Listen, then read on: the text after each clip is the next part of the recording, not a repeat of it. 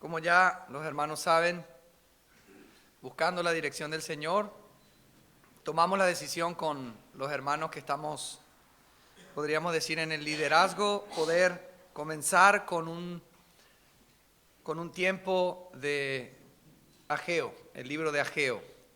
Vamos a hacer una serie del libro del profeta Ageo que se encuentra en el Antiguo Testamento. Y entonces voy a pedir a la iglesia que vayamos allá al libro de Ageo que se encuentra en el Antiguo Testamento para dar inicio a esta exposición de la palabra. Esta mañana, hermanos, lo que vamos a hacer es ver simplemente la introducción de este libro.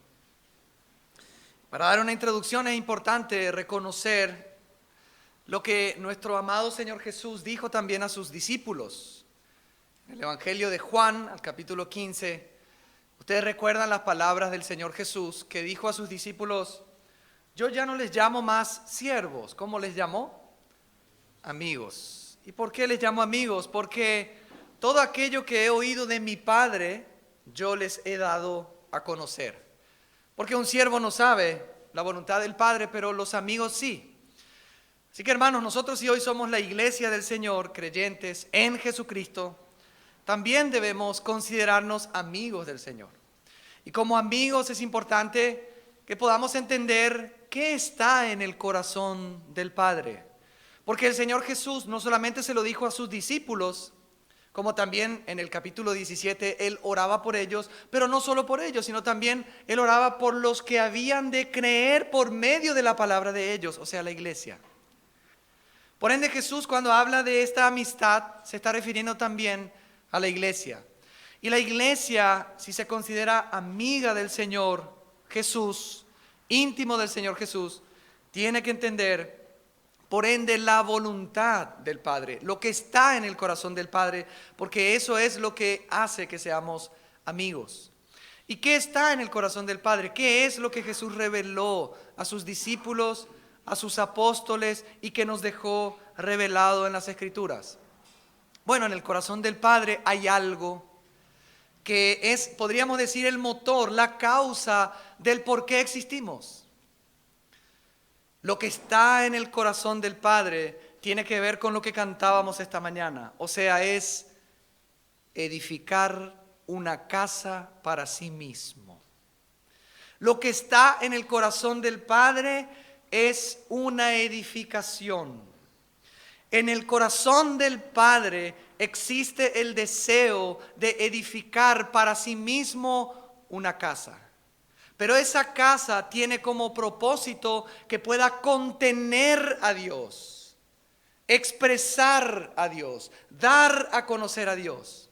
Así que, amados hermanos, nosotros hoy debemos volver al entendimiento de lo que está en el corazón de Dios. Y Dios, que es un Dios eterno, amados hermanos, tenía este propósito no solamente cuando decidió crear al hombre, sino ya antes de la creación del hombre y aún de los ángeles. En el corazón de Dios estaba este deseo de esta edificación.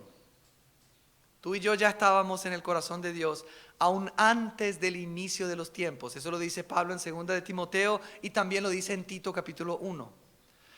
Pero en el inicio de toda la Biblia, desde Génesis hasta Apocalipsis, también vemos esta edificación, este deseo de Dios que está en su corazón. Ustedes recuerdan ahí en Génesis, cuando en el capítulo 2 dice Dios, después de haber creado a Adán, explicando cómo fue la creación de Adán y Eva, dice: no es bueno que el hombre esté solo. Y dice la palabra en Génesis: le haré una ayuda idónea. Esa palabra haré también se puede traducir: le edificaré, le construiré una ayuda idónea. Y Pablo nos revela en el libro, en la carta a los romanos, que Adán era figura de Cristo y por ende Eva es figura ¿de quién? De la iglesia. Y así como Eva surge, es edificada a partir de Adán, así también nosotros somos edificados para el Señor a partir de Cristo. Amén. Pero vemos ese desarrollo también ahí en el libro de Génesis, que es el libro de los inicios. En el capítulo 28, uno de los patriarcas, el nieto de Abraham. Abraham fue llamado en el capítulo 12. Dios le prometió a él, recordamos eso en la epístola a los Gálatas, pero esa promesa de que en él iban a ser benditas todas las naciones se la da también a su hijo Isaac, y también Isaac tiene un hijo que se llama Jacob. Y Jacob en el capítulo 28 tiene un sueño, una noche, una visión. Él ve una escalera larga que conecta el cielo con la tierra y ángeles que suben y bajan de esa escalera. Y él, cuando despierta de ese sueño, dice: yo no me di cuenta, este lugar es tremendo porque Dios está aquí. Y él escoge ungir la piedra sobre la cual él había recostado su cabeza, y dice, consagrando ese lugar, de esa piedra, Betel, casa de Dios, puerta del cielo. Esa piedra nos está hablando de ¿qué? De un desarrollo de esa edificación que está en el corazón de Dios, porque esa piedra es Cristo, sobre la cual la edificación de Dios se edifica. Pedro dice que nosotros, como piedras vivas, somos edificados ¿sobre quién? Sobre la piedra angular que es Cristo. Pero también en el libro de Éxodo nosotros vemos siempre ese desarrollo de la edificación de lo que está en el corazón de Dios, que es una casa para Él. En Éxodo, el pueblo de Israel sale de la esclavitud de Egipto, pero ya en el desierto, Dios, ¿qué le dice a su pueblo? Constrúyame un tabernáculo, capítulo 25 de Éxodo. Y ese tabernáculo era como el propósito de ese tabernáculo era que Dios pudiese habitar en medio de su pueblo. Así que ese tabernáculo, amados hermanos, también es el desarrollo del deseo de Dios, que es la edificación de su casa. Ahora en Juan, capítulo 1, cuando Juan habla de Jesús, dice que el verbo, que era Dios y estaba con Dios, en el verso 14 dice que cuando se hizo carne, tabernaculizó entre nosotros. Esa es la palabra correcta. O sea, Dios puso su tabernáculo en la tierra cuando Jesús se hizo hombre. Amén. Así que ahí vemos, hermanos, ese desarrollo de la edificación de la casa de Dios, que tiene su realidad en el Nuevo Testamento. Pero no solamente se limitó al tabernáculo. Ya en el tiempo de la monarquía, en el 1050 antes de Cristo, ya cuando comienza la monarquía en Israel, uno de los primeros reyes, el tercero, ¿quién fue? Salomón, edificó un templo para Dios. Y ese templo también, como el tabernáculo, tenía como propósito ¿qué? Expresar a Dios. Ustedes recuerdan al final del libro de Éxodo, al capítulo 40, cuando se terminó de levantar el tabernáculo que Dios le indicó a Moisés con las indicaciones. ¿Qué sucedió en ese capítulo? Dice que ese tabernáculo fue lleno de la gloria de Dios. Y nadie podía entrar a ministrar ahí adentro porque la gloria de Dios había descendido sobre ese tabernáculo. Porque ese es el deseo de Dios. Edificar una casa para sí mismo, llenar esa casa de sí mismo para que esa casa pueda mostrar la gloria de Dios. Pero también sucedió lo mismo con el templo. El templo de Salomón, al ser, terminada esa edificación, en los primeros capítulos del libro de Primera de Reyes, también vemos que cuando se dedica a este templo, la gloria de Dios desciende y nadie podía entrar a la casa porque estaba llena de la gloria de Dios. Así que Dios tiene un plan, una edificación, pero esa edificación tiene como propósito ¿qué? Llenar su presencia de esa edificación para la expresión de Él mismo. No solo en la tierra, sino aún en los lugares celestiales. Así que, hermanos, tenemos un llamamiento muy grande. Fuimos creados con el propósito de ser parte de esa edificación y hoy somos hijos de Dios y tenemos la responsabilidad de representar al mismo Dios, el único, como su casa, que es la iglesia. Amén. Por eso Pablo en la epístola a los Efesios, que también vamos a llegar, hermanos, nos revela el misterio de Dios que estaba oculto. Y Él nos da a entender que todo aquello que fue un desarrollo en el Antiguo Testamento encuentra su realización en el Nuevo Testamento con la iglesia. La iglesia es la casa de Dios. La iglesia es la realidad de aquello que fue simbolizado desde Eva en el Antiguo Testamento. Pero hermanos, no solamente tenemos eso en el Nuevo Testamento, sino también tenemos, amados hermanos, la consumación de ese plan de Dios. Tenemos los capítulos últimos de Apocalipsis, donde Dios nos revela cómo va a terminar esta historia, y ahí se nos muestra una ciudad celestial que es la Nueva Jerusalén, y ahí está la obra perfecta de Dios terminada y culminada. Esa ciudad que es la máxima expresión de la obra que Dios ha comenzado desde antes de la fundación del mundo, encuentra su realización, y ahora esa ciudad contiene la gloria de Dios y expresa a Dios completamente y para siempre para su gloria.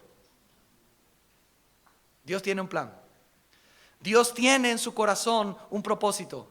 ¿Cuál es ese propósito, hermanos? La edificación de una casa para llenarla y expresarse a sí mismo para siempre. Amén.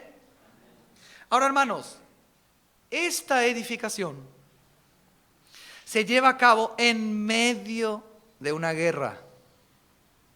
Esta edificación no se lleva a cabo en momentos de paz y de tranquilidad y sin oposición.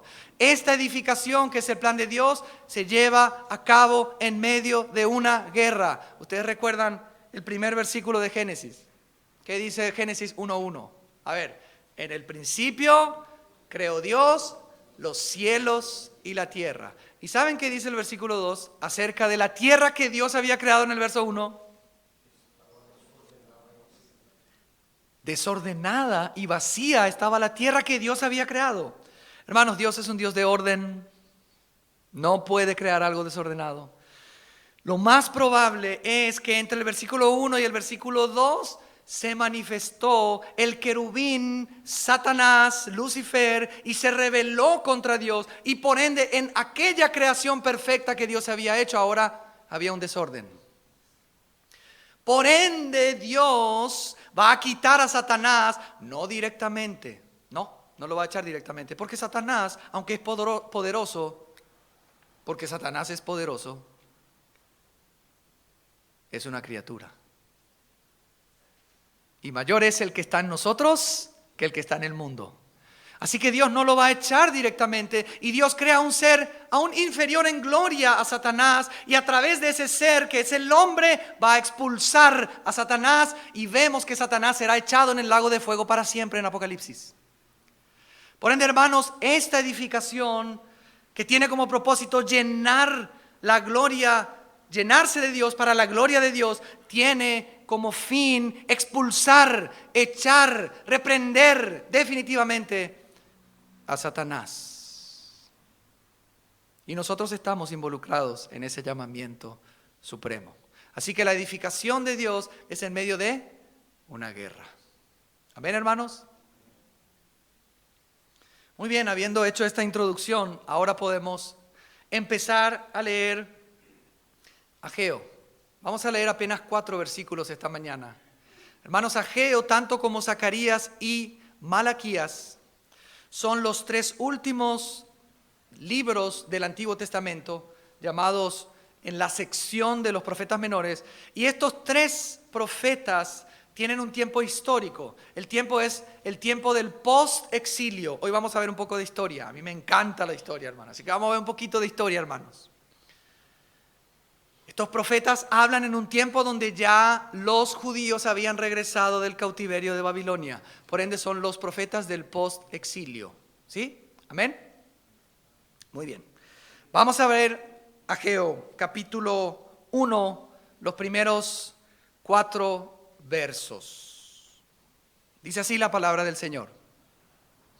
En el año 2 del rey Darío, en el mes 6, en el primer día del mes, vino palabra de Jehová por medio del profeta Ageo a Zorobabel, hijo de Salatiel, gobernador de Judá, y a Josué, hijo de Josadac, sumo sacerdote, diciendo: Así ha hablado Jehová de los ejércitos, diciendo, este pueblo dice, no ha llegado aún el tiempo de que la casa de Jehová sea reedificada. Entonces vino palabra de Jehová por medio del profeta Ageo, diciendo, ¿es para vosotros tiempo, para vosotros de habitar en vuestras casas artesonadas, y esta casa está desierta? Hasta aquí la lectura de Ageo. Amados hermanos de mi alma, lo primero que me llama la atención esta mañana es el año segundo del rey Darío, lo primero que dice ahí en el versículo 1. Entonces nosotros vamos a tratar de entender esta mañana, que se conecta con el tema de la edificación en medio de una guerra. Vamos a tratar de entender exactamente cuál es el contexto histórico del libro de Ageo. ¿En qué tiempo Dios levanta a Ageo y también a Zacarías para poder hablar su palabra y reanimar al pueblo a retomar una construcción que había quedado suspendida? Hay una suspensión de la obra de Dios, de la casa de Dios. Pero ¿qué sucedió antes? Y para eso, hermanos, tenemos que recurrir a los libros del Antiguo Testamento que también hablan de ese tiempo, que son Esdras y Nehemías. Vamos a Esdras. Vamos allá todos juntos al libro de Esdras. Esdras se encuentra, hermanos, después del libro de Segunda de Crónicas. Vamos allá juntos con la ayuda del Señor. Esdras,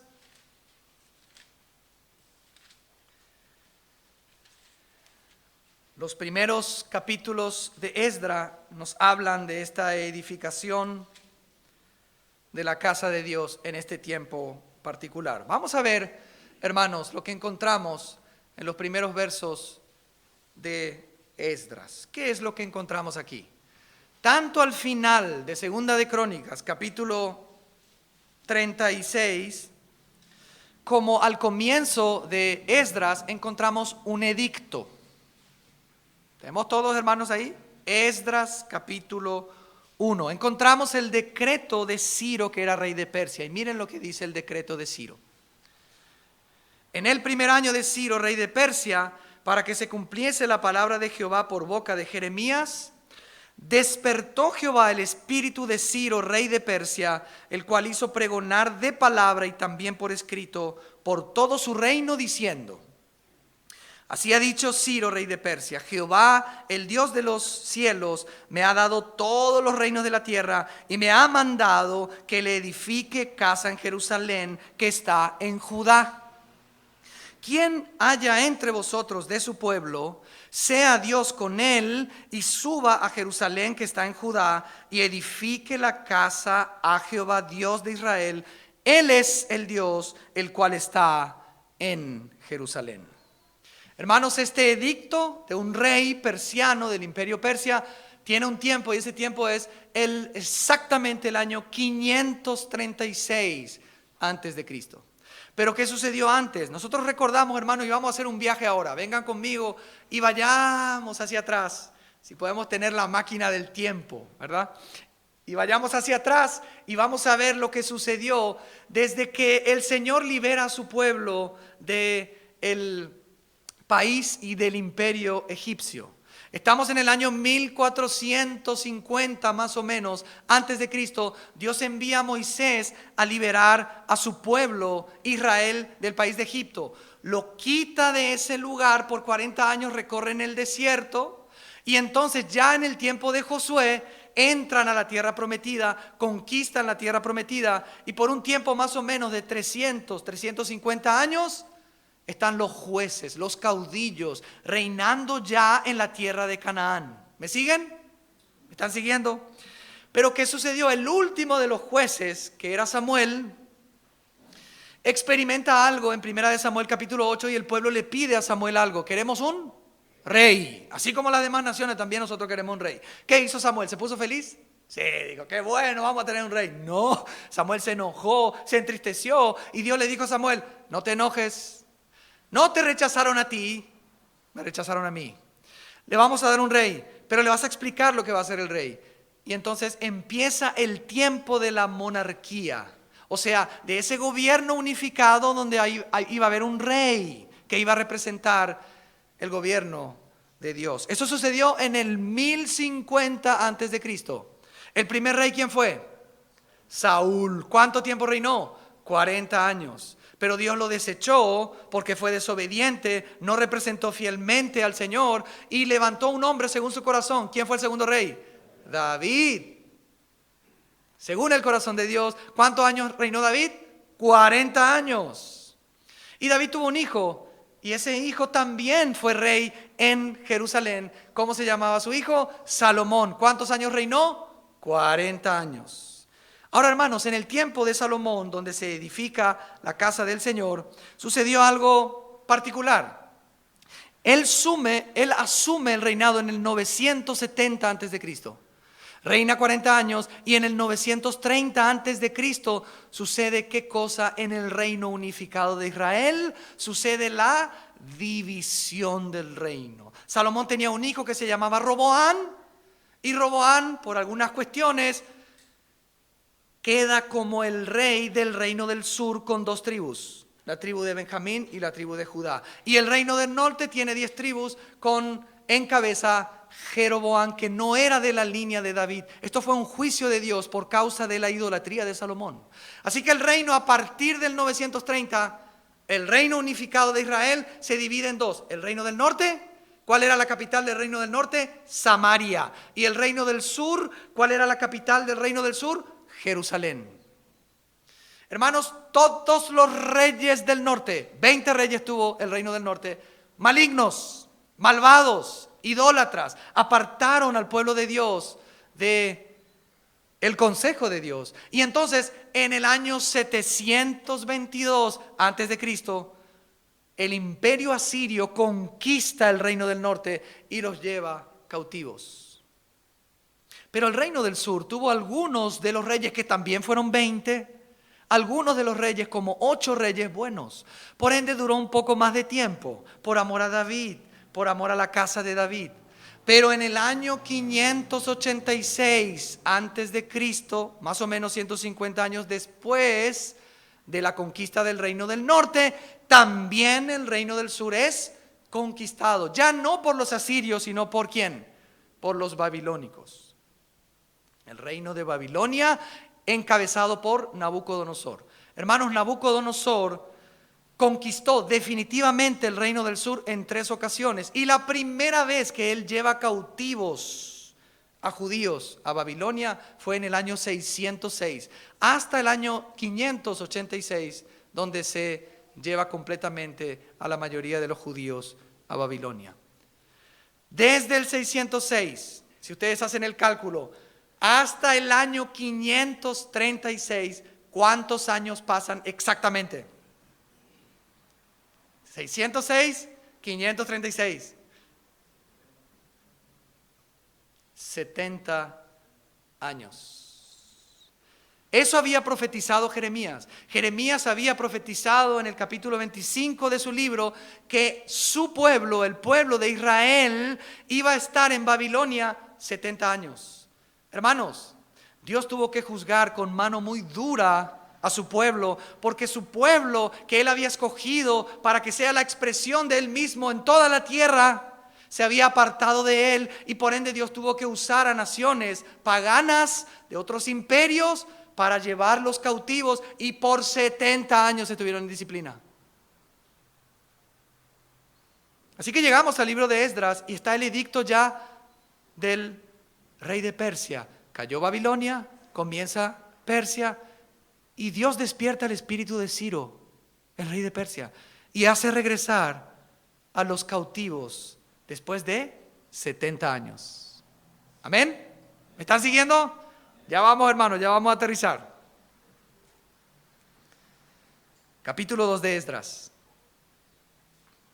Todo el capítulo 2 de Esdras nos muestra la lista de los que regresaron desde Babilonia a Jerusalén con el objetivo de edificar la casa de Dios. Dice ahí en el verso 1: estos son los hijos de la provincia que subieron del cautiverio de aquellos que Nabucodonosor, rey de Babilonia, había llevado cautivos a Babilonia y que volvieron a Jerusalén y a Judá, cada uno a su ciudad, los cuales vinieron con, atención, miren los personajes, vinieron con Zorobabel, Jesúa, Nehemías, Seraías, Reelaías, Mardoqueo, Bilsán, Mispar, Bigvai, Rehum y Baana, y el número de los varones del pueblo de Israel, y empieza a hacer el conteo. ¿Saben cuántas personas regresaron con estos líderes? Zorobabel el gobernador, Jesúa el sumo sacerdote y demás líderes de las casas paternas de Israel, casi 50,000 personas. 50,000 personas después de 70 años en Babilonia empiezan a regresar a Jerusalén por mano de la providencia de Dios, que despierta el espíritu de Ciro para que regresen a construir la casa de Dios. Llegan a Jerusalén, capítulo 3, se establecen ahí y empieza el trabajo de la reedificación de la casa de Dios. Dice ahí en el verso 1, cuando llegó el mes séptimo y estando los hijos de Israel ya establecidos en las ciudades, se juntó el pueblo como un solo hombre en Jerusalén. Entonces se levantaron Jesúa, hijo de Josadac, y sus hermanos los sacerdotes, y Zorobabel, hijo de Salatiel, y sus hermanos, y edificaron el altar del Dios de Israel para ofrecer sobre él holocaustos, como está escrito en la ley de Moisés, varón de Dios. Hermanos, pasaron los 70 años, 50,000 vuelven a reedificar la casa, motivados por la mano de Dios, con la aprobación del rey de Persia, Ciro. Y lo primero que restablecen en la casa del Señor, ¿saben qué es? ¿Qué restablecen? ¿Qué reedifican primeramente? El altar. La casa de Dios tenía 3 partes: el lugar santísimo, el lugar santo y el atrio exterior. Y en el atrio o patio exterior estaba el altar de bronce, donde se sacrificaban sacrificios a Dios.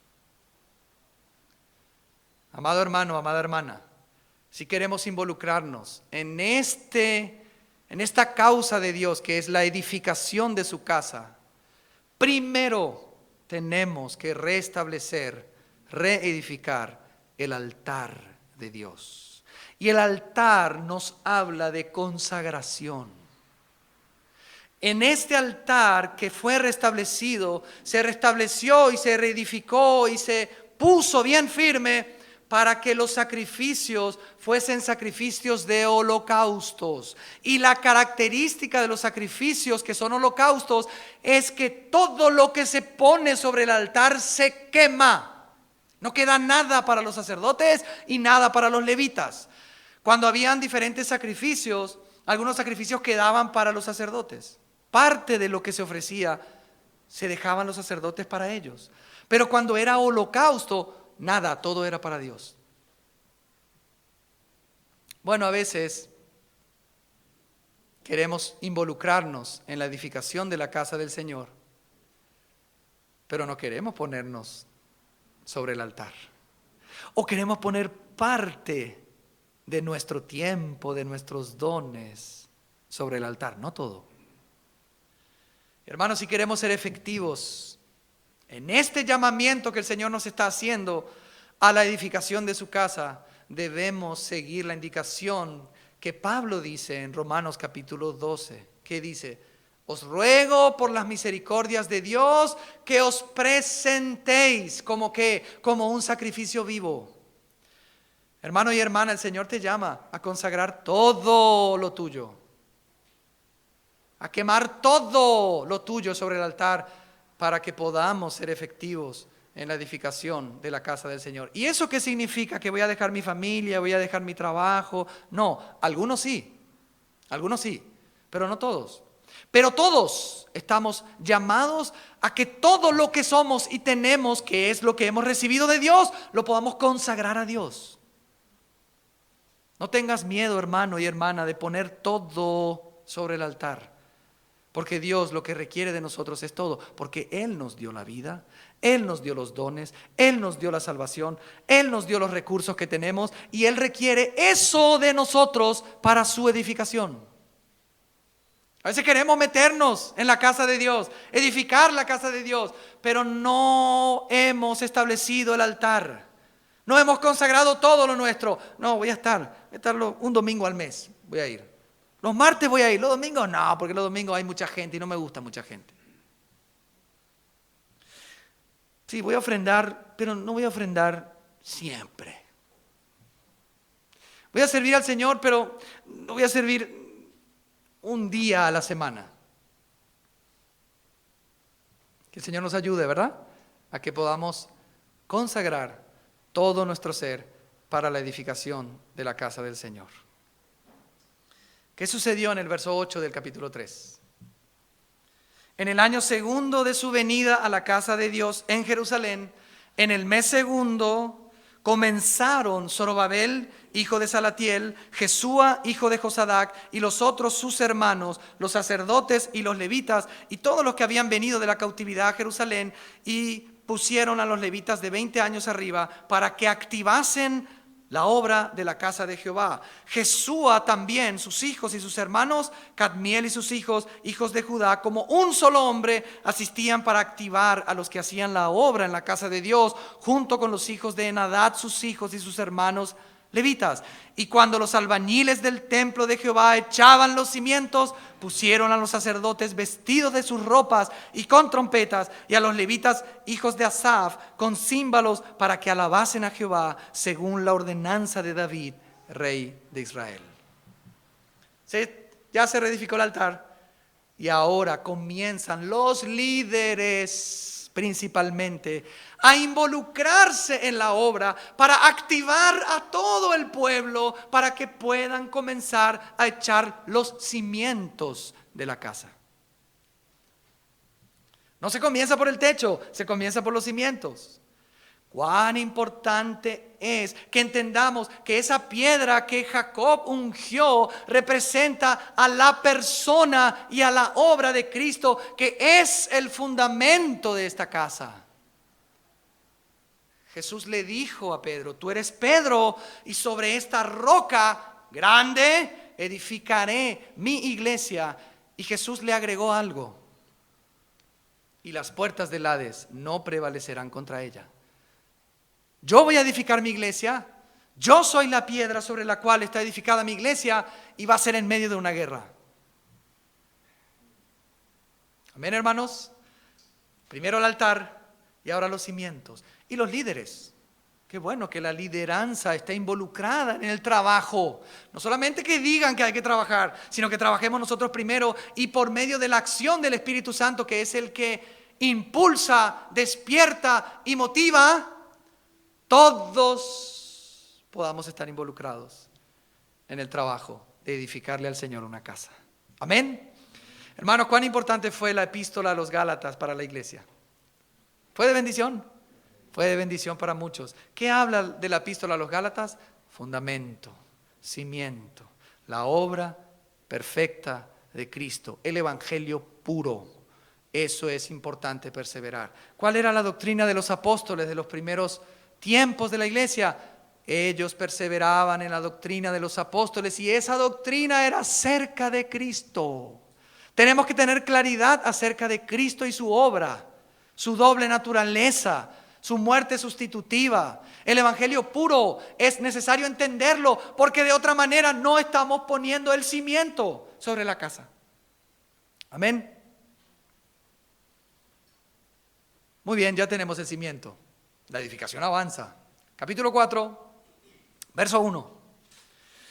Oyendo los enemigos, de Judá y de Benjamín, que los venidos de la cautividad edificaban el templo de Jehová, Dios de Israel, vinieron a Zorobabel y a los jefes de las casas paternas y le dijeron: edificaremos con vosotros, porque como vosotros buscamos a vuestro Dios, y a él ofrecemos sacrificios desde los días de Esar-Adón, rey de Asiria, que nos hizo venir aquí.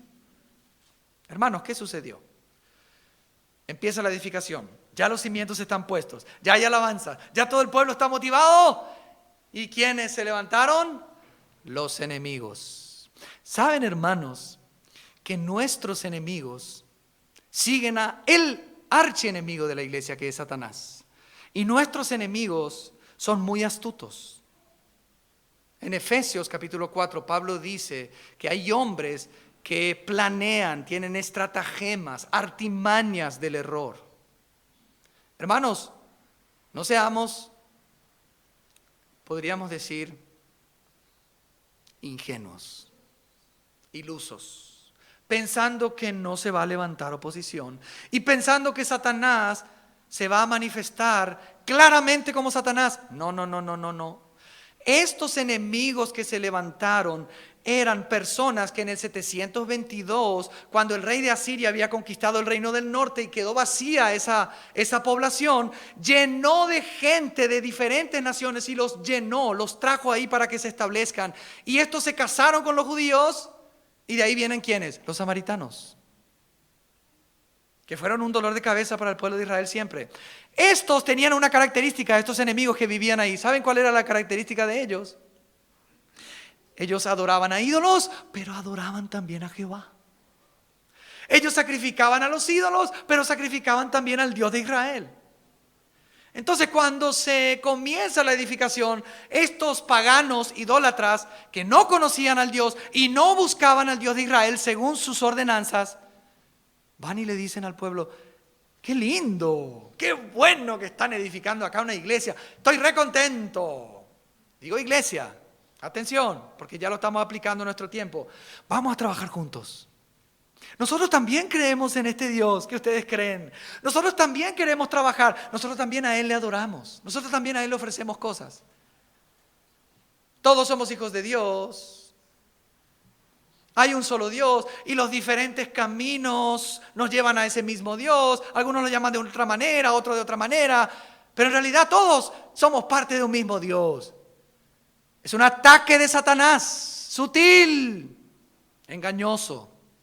No todo el que dice ser cristiano, inclusive hay una secta que tiene un nombre precioso. El nombre es precioso.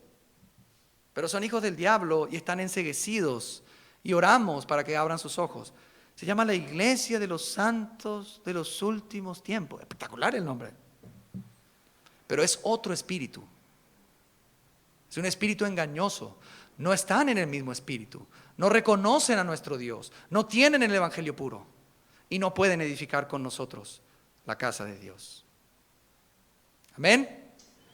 Cuidado con Satanás. Es astuto. Nosotros también, qué lindo, festejemos, todos juntos trabajando en esa misma casa. Pues también nosotros adoramos. Miren lo que le responden Zorobabel y Jesúa. Verso 3. Zorobabel y Jesúa y los demás jefes, no solo ellos, también los jefes de las casas paternas de Israel, pequeños grupos. No nos conviene edificar con vosotros casa a nuestro Dios, sino que nosotros solos la edificaremos a Jehová, Dios de Israel, como nos mandó el rey Ciro, rey de Persia. No nos conviene, no conviene. Si te metes en eso y sos engañado por Satanás, tarde o temprano vas a tener problemas. La Biblia de las Américas, que para mí es una mejor traducción en este caso, dice ahí en el versículo 3, la respuesta. Pero Zorobabel y Jesúa y los demás jefes de casas paternas de Israel les dijeron: no tenéis nada en común con nosotros para que juntos edifiquemos una casa a nuestro Dios. No tenéis nada en común con nosotros. Hermanos, nosotros tenemos comunión. Y tener comunión significa que estamos gozando en esta unidad por lo que tenemos en común. ¿Y qué es lo que tenemos en común? El Espíritu de Dios, el mismo Evangelio, la persona y la obra de Cristo experimentada en nuestros corazones por la fe. Es el Espíritu. No tenemos nada en común, no nos conviene, nosotros solos. Y avanzan y les dicen, sino que nosotros unidos, aleluya. Claro que la iglesia tiene que estar unida, pero la iglesia tiene que estar unida con los suyos. No con el mundo. No somos del mundo, aunque estamos en el mundo.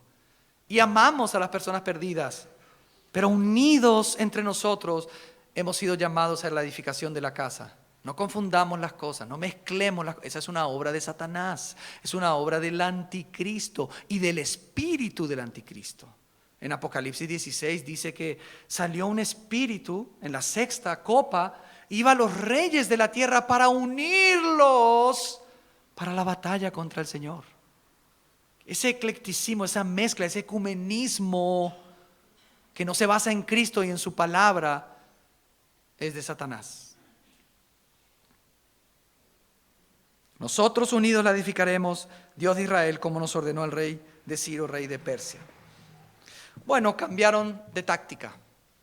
No obtuvimos entrar y mezclarnos en ellos para frenar la obra. Bueno, ahora dice en el verso 4. Miren lo que dice ahí. Pero el pueblo de la tierra intimidó al pueblo de Judá y lo atemorizó para que no edificara. ¿Cuál fue la segunda táctica? Satanás, hermanos, les doy una noticia mala. No se cansa. No es que si él no obtiene lograr infiltrarse y mezclarse con los santos para parar la edificación, bueno, ya está, le dejo tranquilo. Te deja tranquilo por un rato, pero después viene otra vez. Y ahora viene intimidando al pueblo, atemorizando al pueblo para que paren la obra de la edificación. Siempre en la Biblia de las Américas, en el verso 4 dice así: entonces el pueblo de aquella tierra se puso a desanimar al pueblo de Judá. Hermanos, a veces estamos desanimados, a veces perdemos ánimo, a veces entramos en un tiempo donde no tenemos ganas, no tenemos estímulos para estar involucrados y perseverar en la casa del Señor, porque el enemigo astutamente ha logrado ese desánimo entre nosotros. Una cuestión familiar, una situación económica, un engaño de una falsa amistad o noviazgo. Escuchaba un hermano, Roger, que hablaba de este tema de Ageo, hermano que es colaborador en la obra en Brasil de nuestro querido hermano Gerson Lima. Y él decía que Satanás es muy astuto y daba un ejemplo. Por ejemplo, ¿saben la manera en que Satanás hace que nuestros corazones ya no estén en la casa de Dios y en la edificación? Una de las maneras, por ejemplo, él decía, es, bueno, mañana es lunes, un hermano va a su trabajo y su patrón al final del día laboral le dice: querido empleado, te voy a duplicar tu sueldo. Y el empleado dice, el hermano que va, ¿a quién le gustaría que se le duplique el sueldo? A ver, levante la mano. ¿A quién no, hermanos? Llega a la reunión del martes en el grupo pequeño, donde están con los hermanos, y el hermano ya no ve la hora de decir: Señor, quiero dar testimonio de esta noticia hermosa. Ya por allá vi una mano levantada, cuidado. Y se levanta y dice: yo quiero dar testimonio de la fidelidad de Dios. ¿Y cuál es el testimonio? Me duplicaron el sueldo y todo, gloria, nos alegramos, ¿verdad? Pero un hermano, decía este hermano, un hermano ahí calladito, con un poco de discernimiento, le va a hacer una pregunta a este hermano y le dice: hermano, ¿y eso qué implica? ¿Cuántas horas más de trabajo? Y él decía: bueno, nunca había un aumento de sueldo con disminución de horario de trabajo. Bueno, eso implica que ya no voy a poder estar con ustedes por un año durante la semana. A veces los domingos voy a venir. Y la iglesia: qué bendición, igual, qué bendición. Te llenaste, te duplicaste de dinero, pudiste cambiar tu vehículo, comprarte una moto, pagar las deudas, saldar, tener más tranquilidad. Pero en tu casa entró el desánimo, ya no te congregás, ya no tenés comunión con los hermanos. Tu vida cambió. Y Satanás obtuvo a través de una pequeña sutileza lo que quiso lograr: desviar tu atención de la edificación de la casa de Dios. Yo no estoy diciendo que todo es de Satanás. Ojalá el Señor pueda bendecir a los hermanos. Y este hermano decía, concluyendo: ¿saben lo que hace Dios en ese caso? Te quita el trabajo. Porque te ama tanto que te quita ese trabajo, te zarandea para que te despiertes y vuelvas a entender por qué existís, por qué te creó y a qué cosa te llamó. Pero nosotros decimos al revés. Dios me duplicó el sueldo y Satanás me quitó el trabajo. Y a veces no tenemos discernimiento. Porque es Dios el que está obrando en nosotros para que no nos desviemos de aquello a lo cual el Señor nos llamó. Nos llamó para edificar su casa. Es ahí que encontramos sentido e identidad a nuestras vidas. Para eso fuimos salvos. Para ser parte de la casa del Señor. Hermano, no quiero que me malinterpreten. Ojalá el Señor pueda bendecir a los hermanos. Económicamente, claro que sí.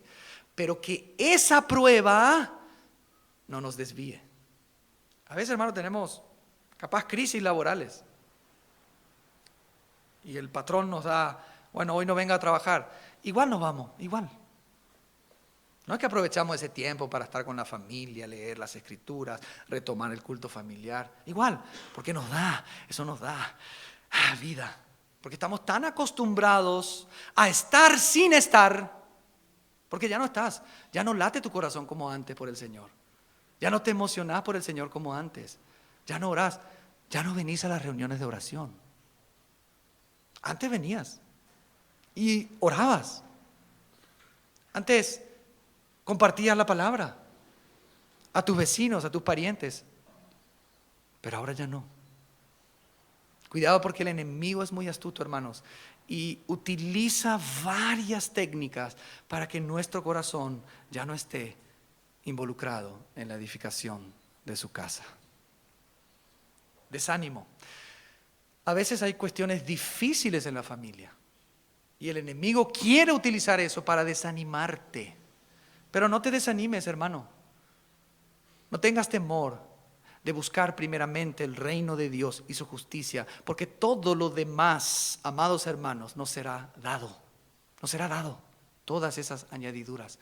Vamos a poner nuestras prioridades de vuelta donde deben estar. Te animo esta mañana a que renuncies a seguir viviendo desanimado, apartado de la obra del Señor, dejando que Satanás pueda obtener victoria sobre tu vida. Y vuelvas al primer amor. Amén. Dice en el verso 5, sobornaron además contra ellos a los consejeros para frustrar sus propósitos todo el tiempo de Ciro, rey de Persia, hasta el reinado de Darío, rey de Persia. Hacemos un salto al verso 24. Hermanos, en el verso 24 hay un verso muy triste. Dice ahí el verso 24 del capítulo 4 de Esdras: entonces cesó la obra de la casa de Dios que estaba en Jerusalén y quedó suspendida hasta el año segundo del reinado de Darío, rey de Persia. Eso sucedió en el año 535. Ellos volvieron en el año 536. En el año 535 quedó suspendida la obra. Se reedificó el altar, se reedificaron los cimientos, se levantaron los enemigos, desanimaron al pueblo y se cesó la obra. ¿Saben cuándo el Señor levantó a Ageo y a Zacarías? 15 años después. En el 520 se levanta Ageo.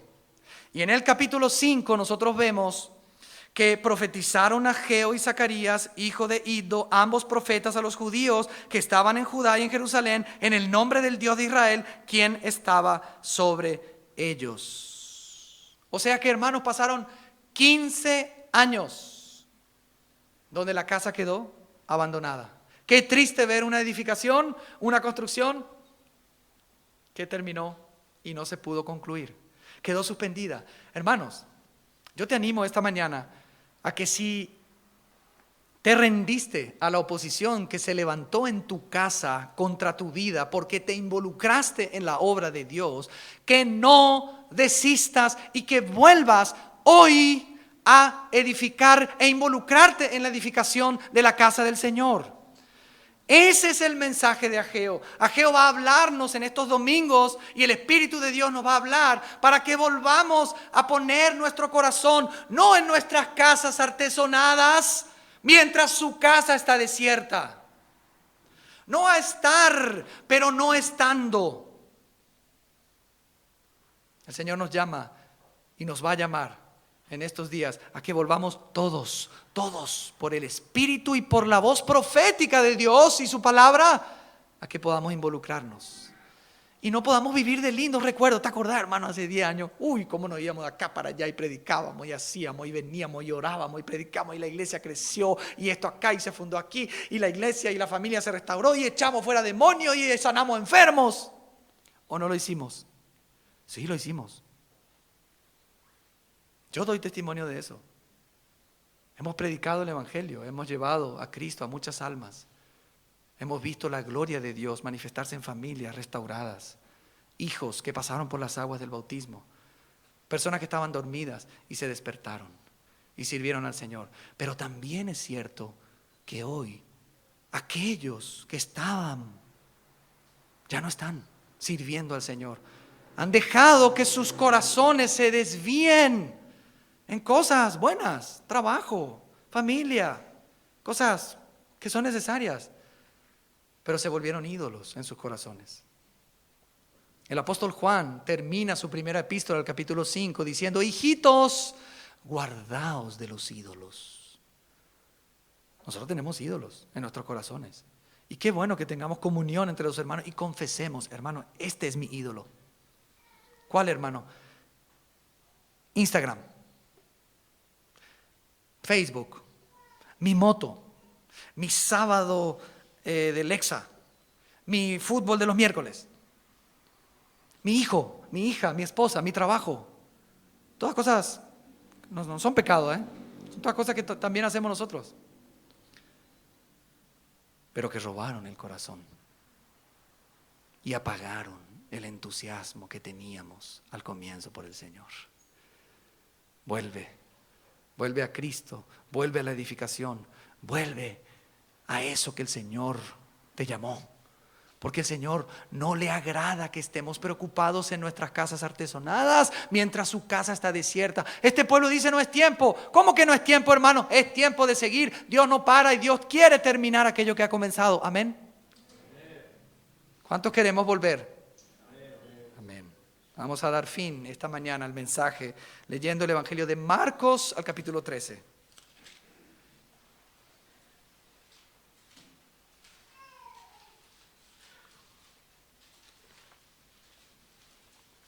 Ustedes saben que Lucas 21, Marcos 13 y Mateo 24 nos cuentan lo que el Señor dice a sus discípulos, las señales que van a preceder su segunda gloriosa venida. Lucas 21, Marcos 13 y Mateo 24.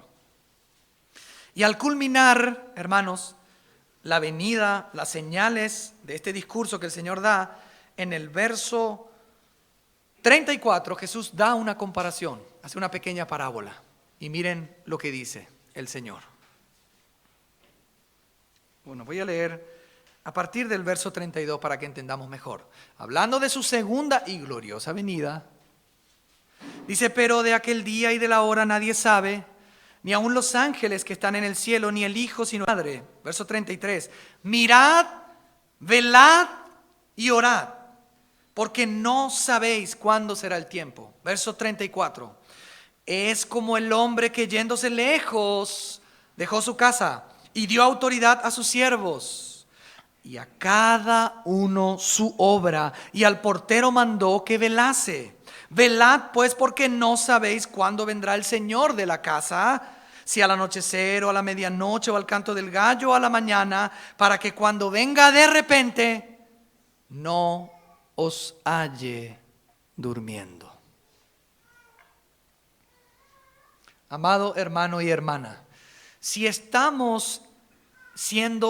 nos estamos identificando con este siervo que se quedó dormido mientras su Señor se fue lejos, pero él tenía una tarea, esta mañana podemos pedirle al Señor perdón, porque Él está haciendo sonar el despertador, para que nos despertemos y que no nos halle durmiendo en su segunda venida. Hermanos, en el corazón de Dios hay una edificación. La edificación de esa casa tiene como propósito llenar esa casa para que seamos la expresión de Dios aquí en la tierra. Pero esa edificación se lleva a cabo en medio de una guerra. Y el Señor le dijo al rey Josafat, cuando una gran multitud se levantó en el Antiguo Testamento contra Israel, los moabitas y los amonitas, le dijo: no es vuestra la guerra, es mía. Así que esta guerra es del Señor. Y vamos a encontrar en el libro de Ageo 14 veces la frase Jehová de los ejércitos. Y este Jehová de los ejércitos, Sabaoth, es aquel que está delante del ejército, no como los ejércitos de aquí de la tierra, donde los generales están detrás y mandan a los soldados delante. Nuestro general va delante y es el Rey de Reyes y es el Señor de Señores y es su guerra, y nos llama a guerrear con Él, mirándolo a Él y siguiéndolo a Él. Así que, hermano y hermana, esta mañana levantémonos de nuestro sueño si estamos durmiendo. Volvamos al Señor, involucrémonos en el trabajo de la vida de la iglesia, de la edificación de la iglesia, y resistamos contra las acechanzas y las sutilezas y los ataques del enemigo, porque tenemos a uno que ya venció en la cruz del Calvario, resucitó y hoy está sentado a la diestra del Padre y te está llamando a su edificación, que es en medio de su guerra. El Señor les bendiga, hermanos. Vamos a orar.